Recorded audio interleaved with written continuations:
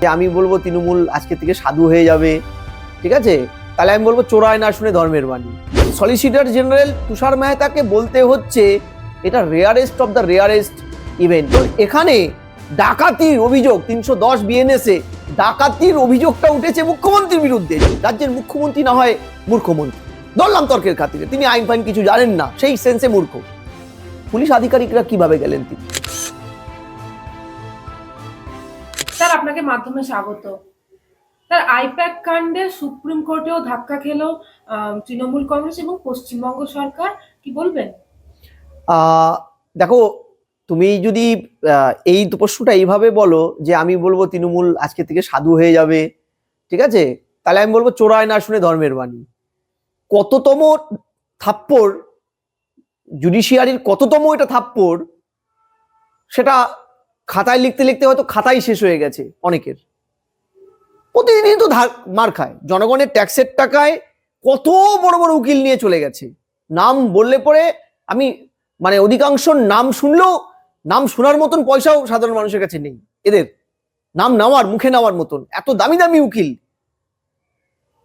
তারপরে এই থাপ্পড় ধারাবাহিকভাবে চাকরি চুরি, গরু চুরি, এই চুরি, এখন ফাইল চুরি।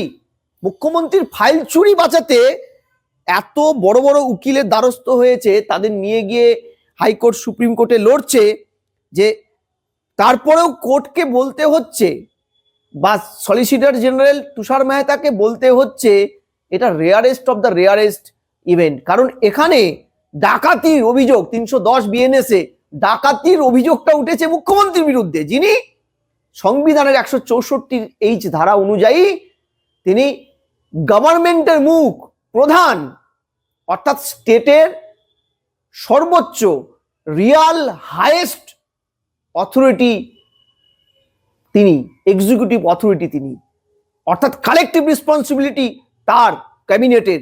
তিনি নাকি পুলিশমন্ত্রী, তারপরে তার অ্যাডিশনাল অলংকার হচ্ছে তিনি পুলিশমন্ত্রী, স্বরাষ্ট্রমন্ত্রী। তিনি সরাসরি ঢুকে গেলেন সর্বোচ্চ পুলিশের কর্তা, তাদের নিয়ে ফাইল নিলেন, ধাক্কা মারলেন, গালাগালি করবেন, ভিতরে কি হয়েছে আমরা জানি না। ইডি আধিকারিকরা যা ব্যাখ্যা দিচ্ছে, কিছু একটা করেছেন, এমন কিছু করেছেন যে ইডি আধিকারিকরা সেন্ট্রাল ফোর্স নিয়ে গিয়ে রীতিমতন রক্ষা কবচ করে সুপ্রিম কোর্ট, হাইকোর্টে ইসিআর ড্র করে পারমিশন নিয়ে, কারণ ইডি সরাসরি এফআইআর করতে পারে না, তারা ইসিআর ড্র করে কোর্টের থেকে পারমিশন নেয়, তার ভিত্তিতে পুলিশের পারমিশন নিয়ে, ল অ্যান্ড অর্ডারটা স্টেট সাবজেক্ট, নিকটবর্তী থানার পারমিশন নিয়ে তারা গিয়েছিল। কি বিষয় নিয়ে? ফেমা বা পিএলএম অ্যাক্ট, এই ধরনের আইন 2005-এ যে আইনটা তৈরি হওয়ার পরে তৎকালীন ইউপিও সরকারের স্বরাষ্ট্রমন্ত্রী পি চিদাম্বরম সরাসরি লোকসভায় দাঁড়িয়ে জবাবি ভাষণে বলেছিলেন এই আইন মানি লন্ডারিং, আর্থিক দুর্নীতি রোধের আইন, যেই আইন PM to CM to DM কারো কাছে দায়বদ্ধ নয়, কারো কাছে নয়, কারো কাছে নয়। একাধিকবার এই PLM act, prevention of money laundering act, এটা নিয়ে সুপ্রিম কোর্টের একাধিক রাজনৈতিক দল দ্বারস্থ হয়েছে। সুপ্রিম কোর্টও পর্যন্ত এই অ্যাক্টটা যে কারো কাছে দায়বদ্ধ নয় সেটা জানান দিয়েছে সুপ্রিম কোর্টে। অর্থাৎ সিএম এরা এই মুহূর্তে ভারতবর্ষের সবচাইতে সিনিয়র পলিটিশিয়ানদের মধ্যে একজন, দীর্ঘদিন সেন্ট্রাল ক্যাবিনেট মিনিস্ট্রি সামলেছেন, রেলের মতন প্রেস্টিজিয়াস মিনিস্ট্রি সামলেছেন, মাটিতে নেমে তার রাজনীতির লড়াইয়ের একাধিক ইনস্ট্যান্ট আমরা জানি। তিনি নাকি ডাকাতি করতে গেলেন, এবং আমরা দেখলাম এই পৃথিবীর প্রথম ডাকাত, যিনি ডাকাতি করে, ছিনতাই করে, তার পুলিশের আগ্নেয়াস্ত্র দিয়ে তার ক্ষমতাকে মিসইউজ করে তিনি ছিনতাই করলেন কিছু ফাইল, বাইরে বেরিয়ে এসে তিনি প্রেস কনফারেন্স করে গর্বের সাথে বললেন আমি এটা কাজটা করেছি, এই যে ফিজিক্যাল এভিডেন্স, এই যে ল্যাপটপ, এই যে ডিজিটাল এভিডেন্স আমি সব তুলে নিয়েছি। গাড়ির এসইউভি গাড়ি, যে গাড়িটা তার দলের নামে রেজিস্ট্রেশন করা, সেই দলে তিনি, সেই গাড়িতে তিনি পশ্চিমবঙ্গ সরকারের ফাইল তুললেন। কার মাধ্যমে তুললেন? গভর্নমেন্টের অন্যতম কর্মচারী পুলিশের মাধ্যমে। ভাবো কতগুলো আইন ব্রেক করেছে। এই আইনগুলো, যে আইনগুলো স্পষ্টত একজন সিনিয়র অশোক স্তম্ভধারী রাজ্যের সর্বোচ্চ গভর্নমেন্টের মুখ, সেই গভর্নমেন্ট ফর অল, যারা তার দলটাকে ভোট দেয়নি, পার্টি ফর পার্ট, তারাও এই গভর্নমেন্টের তার ছত্রছায়া থাকে। আমারও মুখ্যমন্ত্রী, তোমারও মুখ্যমন্ত্রী, সবার মুখ্যমন্ত্রী, রাম শ্যাম যদুমধু বিরোধী দলনেতারও মুখ্যমন্ত্রী তিনি যখন এই সাংঘাতিক সংবিধান বিরোধী কাজ করলেন, দেশের কষি ফেডারেল স্ট্রাকচারটাকে ভেঙে দিলেন, সেন্টার সেন্ট্রিক কষি ফেডারেল স্ট্রাকচারে সেন্ট্রালের আইনটাই রাজ্যগুলোতে প্রিভেল করে, তিনি ভেঙে দিলেন। শুধু ভেঙে দিলেন নয়, সরকারি আধিকারিকদের কাজে বাধা দেওয়া, অর্থাৎ বিএনএস আইপিসি, তৎকালীন আইপিসির 186 ধারা, যেটা বিএনএস এ এখন 221, কিংবা আইপিসি 201, যেটা বিএনএস এ 238, কিংবা আইপিসি 335, যেটা বিএনএস এ 132, কিংবা আইপিসি 332, যেটা বিএনএস এ 224, কিংবা আইপিসি 333, যেটা বিএনএস এই মুহূর্তে 224, যেগুলোতে পরিষ্কার বলা আছে obstruction to public servant in discharge of public function, কাজে বাধা দেওয়া সরকারি আধিকারিকদের, কর্মচারীদের, সেটা কগনিজেবল নন বেলেবল অফেন্স। বিএনএস এ স্পষ্ট লেখা আছে 7 বছর জেল, আর ক্ষমতা অপপ্রয়োগ করে বাধা দিলে 9 বছরের জেল, তারপরে উল্টো তার তো পদ হারানো। আমার কথা হচ্ছে, রাজ্যের মুখ্যমন্ত্রী না হয় মূর্খমন্ত্রী, ধরলাম তর্কের খাতিরে, তিনি আইন ফাইন কিছু জানেন না, সেই সেন্সে মূর্খ। পুলিশ আধিকারিকরা কিভাবে গেলেন? পুলিশ আধিকারিকরা তো তারা চোথা দিয়ে চিরকুটে চাকরি পায়নি তৃণমূলের আমলে, তারা তো আইপিএস আইএস। তারা কি করে গেলেন? তারা কি করে ল ব্রেক করলেন? তারা কি করে দলের একটা গাড়িতে, দলের নামে রেজিস্ট্রেশন করা গাড়িতে সরকারি অফিসার হয়ে আমরা দেখছিলাম পুলিশের আধিকারিকরা ফাইলগুলো তুলছে? কি ফাইল ছিল সেখানে? সবুজ রঙের কি ফাইল ছিল? তিনি বলছেন তার দলের বিভিন্ন ধরনের নির্বাচনী কলা কৌশল, ভোটার তালিকার নাম, যেটা বিজেপি, প্রধান বিরোধী দল বিজেপি, ইডিকে কাজে লাগিয়ে লোপাট করতে এসেছিল, জানতে এসেছিল। আমার প্রশ্ন হচ্ছে, যে কটা ফাইল মিডিয়াতে ভেসে এসেছে তার মধ্যে 2020, 2002, 22 একাধিক ছিল, গভর্নমেন্ট অফ ওয়েস্ট বেঙ্গলের ফাইল ছিল। ওগুলো কি করে দলের ফাইল হয়? দ্বিতীয় আজকে যে মানি লন্ডারিং মামলাটা হয়েছে, সেটা 2020, মনে আছে আপনাদের? যে কয়লা স্ক্যাম হয়েছিল, কোটি কোটি টাকার স্ক্যাম, সাকাম গ্রুপের। সেই স্ক্যাম ধরতে গিয়ে তৃণমূলের যুব নেতা বিনয় মিশ্রের নাম উঠে আসে, তিনি দেশ থেকে পালিয়ে যান। লোকে বলে তৃণমূল তাকে গোপনে রেখেছিল, অভিষেক বন্দ্যোপাধ্যায় ঘনিষ্ঠ বিনয় মিশ্রকে, তারপরে তাকে সুন্দর প্যাসেজ করে সরকারি ক্ষমতা অপপ্রয়োগ করে তাকে বিদেশে পালাতে সাহায্য করে। তারপরে ধরা পড়লো অনুপ মাঝি। সেই অনুপ মাঝি কয়লা স্ক্যামের জনক, তাকে ইন্টারোগেশন করে রুজিরা এবং অভিষেক, তাদের নাম ভেসে আসে, তাদেরকে ডাকা হয়। এখনো তারা রক্ষা কবচ এইসব নিয়ে আছেন, মামলাটা বন্ধ হয়নি। সেই সূত্র ধরে জানা গেল যে ভোট কৌশলী সংস্থা নামে যাদের আমরা চিনতাম, আইপ্যাক, তারা ভোট কৌশলী সংস্থা নয়, তারা হাওয়ালার মাধ্যমে মানি সাইফুন করে তৃণমূলকে গোয়া বা ত্রিপুরার এইসব ভোটে টাকা অবৈধভাবে তারা কাজে পাঠাতো। অর্থাৎ শেল কোম্পানি, লিপস অ্যান্ড বাউন্সের মতো শেল বা শিখন্ডি কোম্পানি, ভুয়ো কোম্পানি, মানি লন্ডারিং কোম্পানি। একেবারে স্যার, ইডির দাবিতেই মান্যতা দিয়েছে সুপ্রিম কোর্ট, সমস্ত নথি এবং সিসিটিভি ফুটেজ সংরক্ষণ করতে হবে বলে। এইটাই তো একটা সরকার, সুপ্রিম কোর্ট তো বলে দিয়েছে। আমি তার সুপ্রিম কোর্টের সমস্ত ভার্ডিক্টকে সম্মান জানাই। হাইকোর্টেও এটা একটা মামলা চলছে, একটা ডিফাংশনিং হয়ে গেছে, নাল অ্যান্ড ভয়েড করেছে তৃণমূলের মামলাটা, কাল আরেকটা আছে। আমি প্রত্যেকটা জুডিশিয়ারির প্রত্যেকটা স্তরকে সম্মান করছি। যে জুডিশিয়ারিকে তৃণমূল বকলমে এ রাজ্যে হত্যা করেছে, নবান্নের 14 তলার থেকে জুডিশিয়ারিটাকে কন্ট্রোল করার আপ্রাণ চেষ্টা করছে তৃণমূল, আমি সেই জুডিশিয়ারিকে সম্মান জানিয়ে তোমাদের কথা বলছি। আচ্ছা, এই সরকার জুডিশিয়ারিকে মানে? সুপ্রিম কোর্ট তো বলেছিল ডিএ দিতে 25% বকেয়া, দিয়েছে? দেয়নি, শোনেইনি। আচ্ছা, সুপ্রিম কোর্ট এই জুডিশিয়ারি মাননীয় সুপ্রিম কোর্ট, যেই জুডিশিয়ারিকে আমরা বলি যে জুডিশিয়ারি হচ্ছে লিবার্টি, ইকুয়ালিটি, ফ্র্যাটার্নিটি, এর তিনটে স্তম্ভ, তার চতুর্থ স্তম্ভ এবং সর্বোচ্চ স্তম্ভ হচ্ছে জুডিশিয়ারি। অর্থাৎ তিনটে স্তম্ভ ভেঙে গেল, সংবিধানের গঠনতন্ত্রকে দাঁড় করিয়ে রাখে বিচার ব্যবস্থা। সেই বিচার ব্যবস্থায় সুপ্রিম কোর্টের দেওয়া ভার্ডিক্ট মেনে আমরা দেখেছিলাম যে এই যে টেন্টেড ক্যান্ডিডেটদের পরীক্ষায় বসতে না দেওয়ার কথা বারবার সুপ্রিম কোর্ট বলেছে, এই সরকার মেনেছিল। সুপ্রিম কোর্টকে থোড়াই কেয়ার করে। রাজ্যের মুখ্যমন্ত্রী বলেছিল 26,000 চাকরি চলে যাওয়ার পরে সুপ্রিম কোর্টের অর্ডারকে মানি না। ফলে আপনারা উল্লাসিত করতেই পারেন। এ রাজ্যে যারা আইন ব্যবস্থার সাথে যুক্ত, গ্রামীণ আদালত থেকে শুরু করে কলকাতা সর্বোচ্চ আদালত, তারা জানেন আজকে ইডির আইনজীবী এবং তুষার মেহতা কেন্দ্রীয় সলিসিটর জেনারেল কেন্দ্রের, তারা দেখিয়েছে হোয়াটসঅ্যাপ চ্যাট যে আইনমন্ত্রী রাজ্যের চন্দ্রিমা ভট্টাচার্য হোয়াটসঅ্যাপ চ্যাট করে 500 লোককে গ্যাদারিং করিয়ে সেদিন হাইকোর্টের শুনানিকে ভঙ্গ করেছিল। আমরা যেটা বারবার বলছি, নবান্নের 14 তলার থেকে বিচার ব্যবস্থাকে কন্ট্রোল করতে চাইছে মাননীয় মুখ্যমন্ত্রী। তার প্রমাণ এটা। রাজশেখর মান্তান বাড়িতে সেদিন যখন পোস্টার পড়েছিল, সিসিটিভি ফুটেজ দেখার পরও একজন অ্যারেস্ট হয়নি আজ অব্দি। একের পর এক ঘটনা আমরা দেখাতে পারি। ফলে এই বিচার ব্যবস্থার প্রতি সম্মান রেখে বলছি, এই রাজ্য সরকার হাইকোর্ট সুপ্রিম কোর্টকে মানে না, কোয়াসি ফেডারাল স্ট্রাকচারকে রাজ্য সরকার মানে না।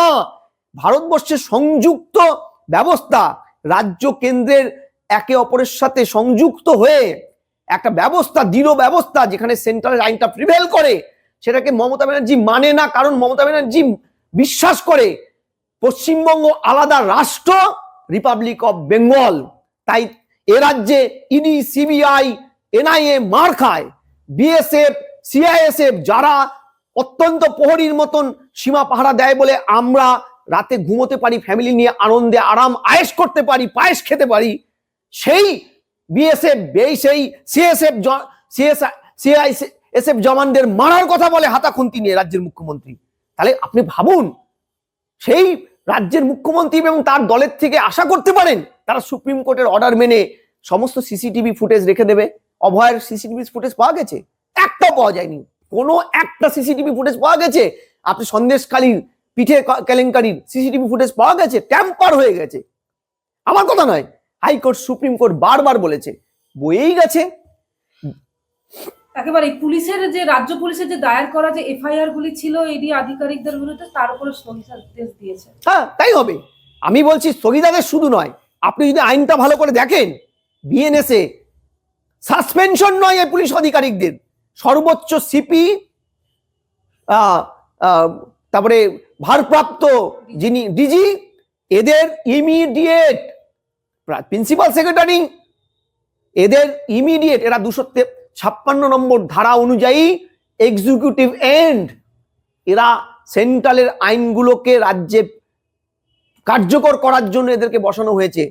এরা যখন একটার পর একটা কেন্দ্রীয় নির্বাচন কমিশন এফআইআর করতে বলেছিল ডেটা অপারেটর বিএলওদের বিরুদ্ধে, করেনি, ডেকে পাঠিয়েছিল, তারপরেও করেনি। একটার পর একটা সেন্ট্রালের আইনকে বুড়ো আঙ্গুল দেখিয়ে মানে যুক্তরাষ্ট্রীয় পরিকাঠামোটাকে ভেঙে ফেলার চক্রান্ত এই আধিকারিকদের দিয়ে তৃণমূল করাচ্ছে। এই আধিকারিকদের বিরুদ্ধে কেন মামলা হবে না? কেন এদেরকে চাকরির থেকে বরখাস্ত করে দৃষ্টান্তমূলক শাস্তি দেওয়া হবে না?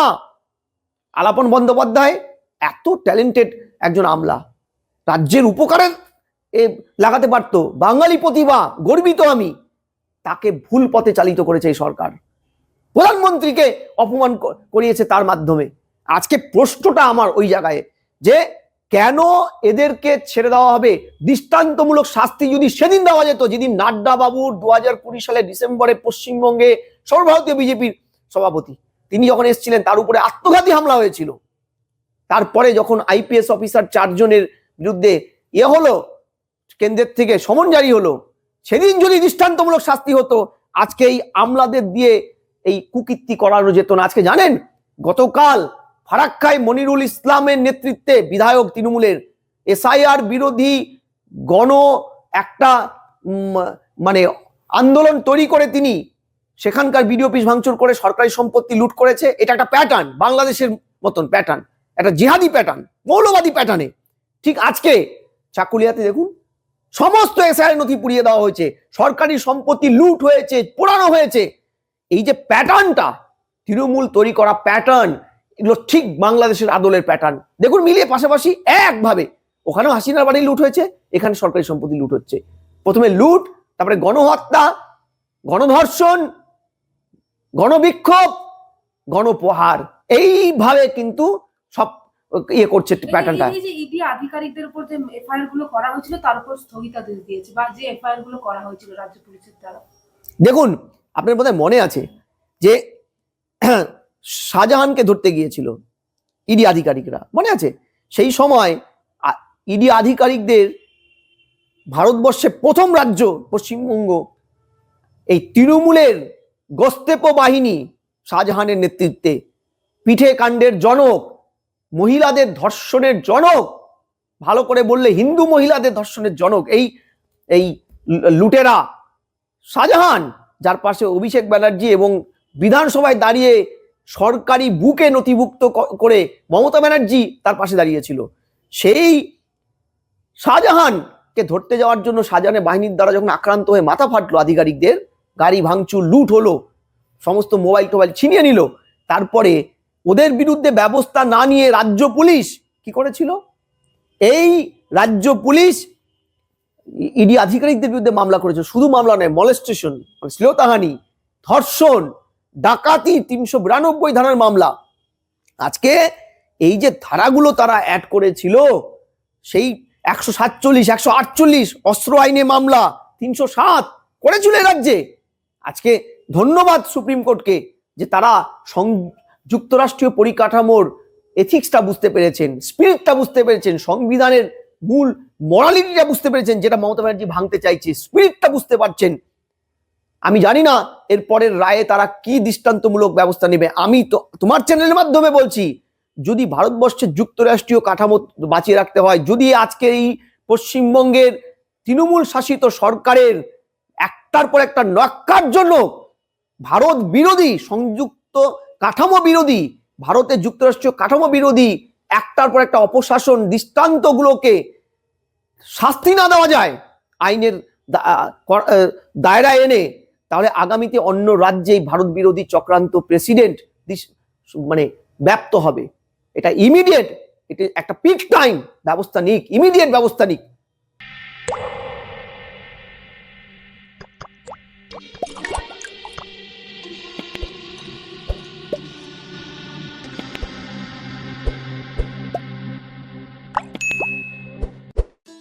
उत्तर प्रदेश के मुख्यमंत्री योगी आदित्यनाथ के नेतृत्व में आज उत्तर प्रदेश में गौमाता न केवल सुरक्षित है बल्कि प्रदेश की अर्थव्यवस्था को नई ताकत दे रही हैं। मुख्यमंत्री योगी आदित्यनाथ ने गोवंश संरक्षण को सामाजिक, सांस्कृतिक और आर्थिक क्रांति में बदल दिया। प्रधानमंत्री नरेंद्र मोदी के विजन और योगी सरकार की कार्य योजना से 2 जनवरी 2019 को देश की पहली निराश्रित गोवंश संरक्षण नीति उत्तर प्रदेश में लागू हुई। अगर कोई किसान 4 गोवंश रखता है तो 4 गोवंश के लिए 6,000 रुपए महीना हम उनको देते हैं। आम के आम और गुठली के भी दाम, यानी गौ माता की सेवा का पुण्य भी पाओ और सरकार का अनुदान भी पाओ। आज प्रदेश में 7,717 गौशालाओं में 12,52,000 गोवंश संरक्षित हैं। 520 मोबाइल वेटनरी यूनिट्स, 2,200 से अधिक प्राथमिक पशु चिकित्सालय और 2,575 पशु सेवा केंद्र दिन रात सक्रिय हैं। ग्राम स्तर पर जैविक खेती को बढ़ावा मिल रहा है। प्रतिदिन 5,500 टन गोबर से वर्मी कंपोस्ट, गोकास्ट, धूप बत्ती, जीवामृत, घनामृत जैसे उत्पाद बन रहे हैं, जिनमें महिला समूहों की सक्रिय भागीदारी ने लाखों महिलाओं को आत्मनिर्भर बनाया है। स्वदेशी नस्लों के संरक्षण और 3,08,000 निःशुल्क कृत्रिम गर्भाधान से दुग्ध उत्पादन में ऐतिहासिक वृद्धि हुई है। 390 लाख मीट्रिक टन का रिकॉर्ड उत्पादन। 1,67,000 करोड़ रुपए के योगदान के साथ गौ आधारित ग्रामीण अर्थव्यवस्था आज उत्तर प्रदेश मॉडल की सफलता का प्रमाण है। एक ऐसा मॉडल जो आत्मनिर्भर गांव और समृद्ध भारत का सपना साकार कर रहा है। मुख्यमंत्री सहभागिता योजना तथा पोषण मिशन अंतर्गत 1,14,089 लाभार्थियों को 1,69,024 गोवंश सुपुर्दगी में दिए गए हैं। मेरा नाम गोरखनाथ यादव, ग्राम जौकाबाद, पोस्ट कुडहन, जिला जौनपुर, उत्तर प्रदेश का रहने वाला हूँ। उत्तर प्रदेश सरकार द्वारा हमें 70,000 रुपये गौशाला बनाने के लिए मिला, जिसमें हमने 27/10 का गौशाला बनवाया। गोमाता संरक्षण के इस मॉडल से उत्तर प्रदेश में सभी तरह के कार्यक्रम तथा योजनाएं बनाई गई हैं, जिससे राज्य के साथ साथ देश का भी विकास हो रहा है। गोमाता का आशीर्वाद, विकसित उत्तर प्रदेश, विकसित भारत।